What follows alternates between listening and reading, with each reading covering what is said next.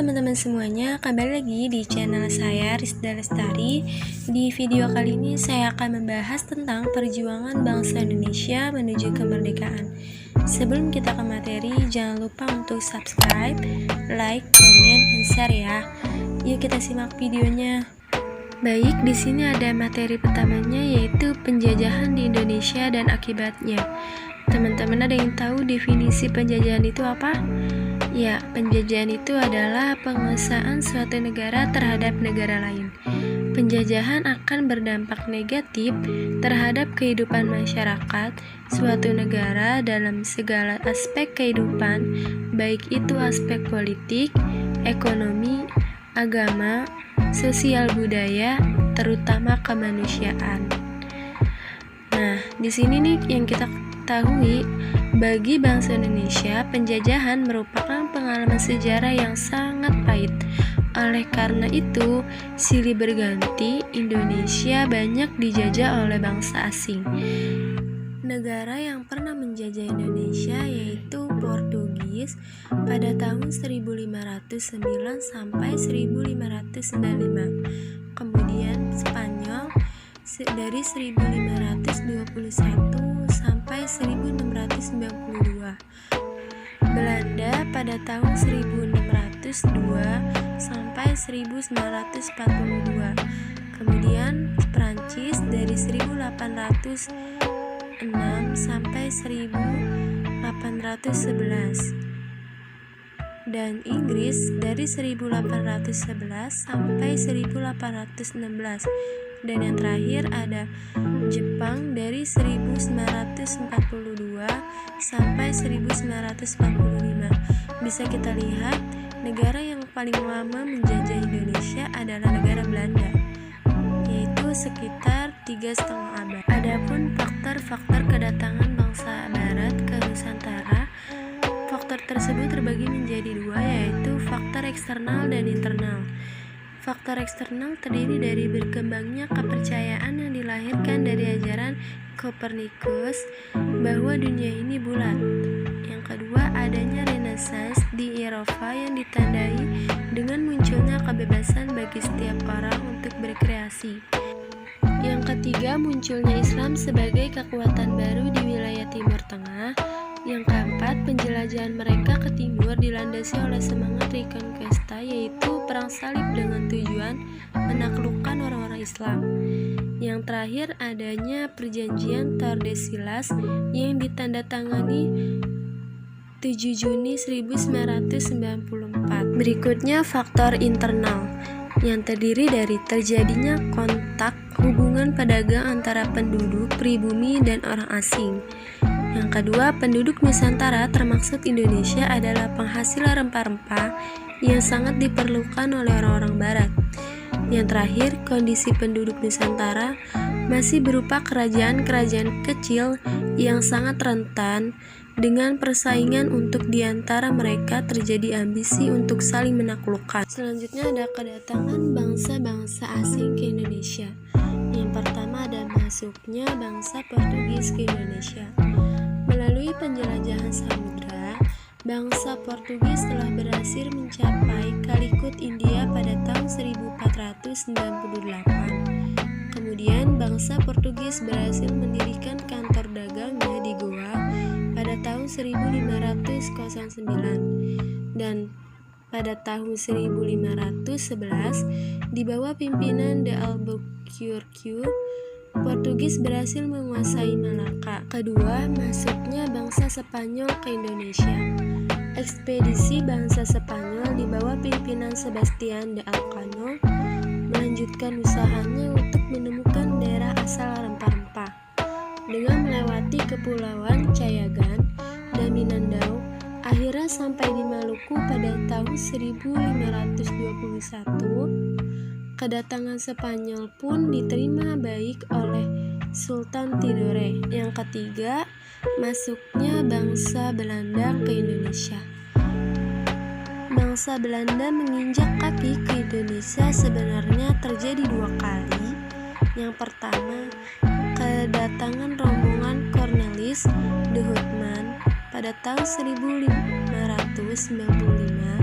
Pada mulanya diterima baik oleh masyarakat Banten dan juga diizinkan untuk berdagang di Banten. Oleh karena sikapnya yang kurang baik dari bangsa Belanda, kemudian bangsa Belanda diusir oleh Banten.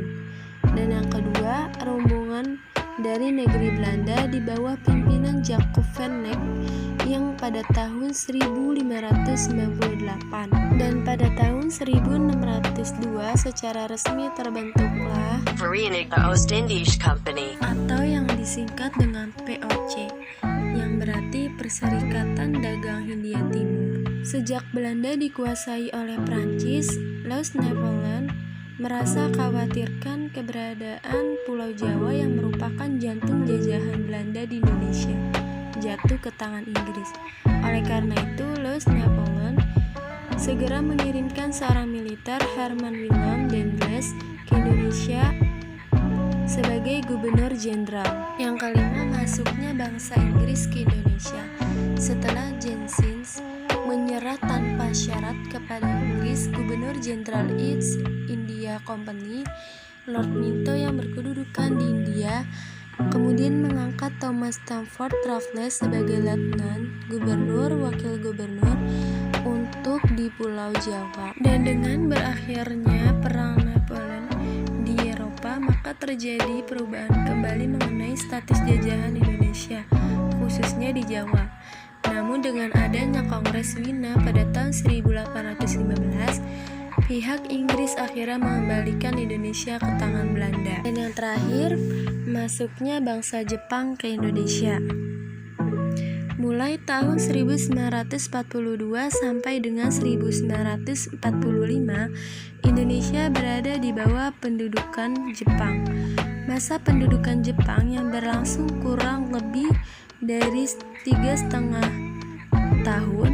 Dampak penjajahan di Indonesia terbagi menjadi 3, yaitu dampak bidang ekonomi, dampak bidang politik dan ideologi, dampak bidang sosial dan budaya.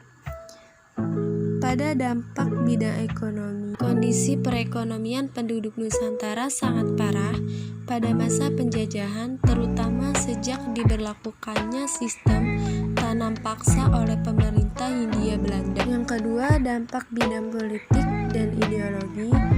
Pemerintahan Hindia Belanda menerapkan aturan yang keras terhadap para aktivis atau kaum pejuang yang berjuang melalui partai politik.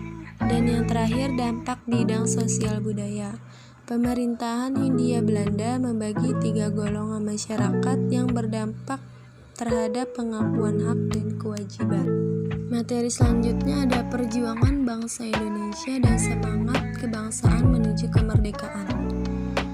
Ada ciri bangsa Indonesia dalam melakukan perlawanan yang diantaranya bersifat lokal, berpegang teguh pada pemimpin karismatik, perlawanan bersifat fisik atau mengandalkan kekuatan senjata, dan yang terakhir mudah dipecah belah. Adapun semangat perjuangan bangsa Indonesia dalam memperjuangkan kemerdekaan dalam bentuk perlawanan pada penjajah. Yang pertama ada perlawanan terhadap bangsa Portugis, yang kedua perlawanan terhadap kolonialisme bangsa Belanda, yang terakhir perjuangan meraih kemerdekaan pada masa pendudukan Jepang. Dan materi selanjutnya ada tantangan bangsa Indonesia di era reformasi dan pasca reformasi. Yang pertama, tantangan di era reformasi. Yang A, Pancasila pada era reformasi. Era reformasi yang diharapkan sebagai era pembaharuan memberikan angin segar bagi bangsa Indonesia. Bangsa Indonesia diharapkan kembali mengamalkan nilai-nilai luhur Pancasila sebagai pedoman berbangsa dan bernegara.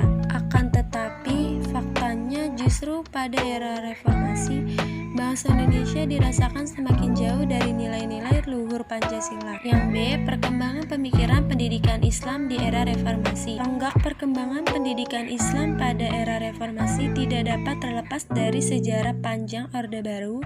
Hal ini diperkuat ketika awal Orde Baru berkuasa. Salah satu aspek penting yang dijadikan kendaraan kekuasaan adalah berkaitan dengan modernisasi sebagai landasan pembangunan bangsa. Yang kedua, tantangan di era pasca reformasi. Yang A, menempatkan Pancasila di era pasca reformasi. Mahfud MD mengemukakan pendapatnya Pancasila sebagai dasar sekaligus ideologi negara, maka Pancasila bagi bangsa Indonesia sudah tidak bisa ditawar lagi. Pada tahun 1945 adalah modus vivendi bangsa Indonesia. Yang B. Hambatan perempuan dalam berpolitik. Perbedaan gender yang menjadikan batas bagi perempuan seolah-olah tidak berhak untuk berkecimpung dalam dunia politik. Anggapan bahwa perempuan hanya berperan dalam lingkungan pribadi saja, bertolak belakang dengan kaum laki-laki yang diberikan peran lebih terbuka untuk berkecimpung di ranah publik. Dan materi terakhir, pandangan Islam tentang penjajahan dan pentingnya membela serta mempertahankan bangsa dan negara. Dalam pandangan Islam, semua pembelajaran itu ditujukan sebagai bentuk menyiapkan kadar santri berjiwa nasionalisme tinggi yang harus bersiap diri menyambut panggilan jihad, membebaskan Indonesia dari cengkraman penjajahan Belanda. Selain itu, Kiai Hasyim Asy'ari juga mengeluarkan fatwa yang mengharamkan umat Islam di Indonesia bergabung menjadi tentara Belanda. Sikap kerasnya ini membuat dirinya memiliki pengaruh di kalangan rakyat Indonesia, disegani kawan maupun lawan. Sekian penjelasan materi pada video kali ini, semoga bermanfaat buat teman-teman semuanya, dan jangan lupa subscribe, like, comment, and share. Sampai ketemu di video selanjutnya.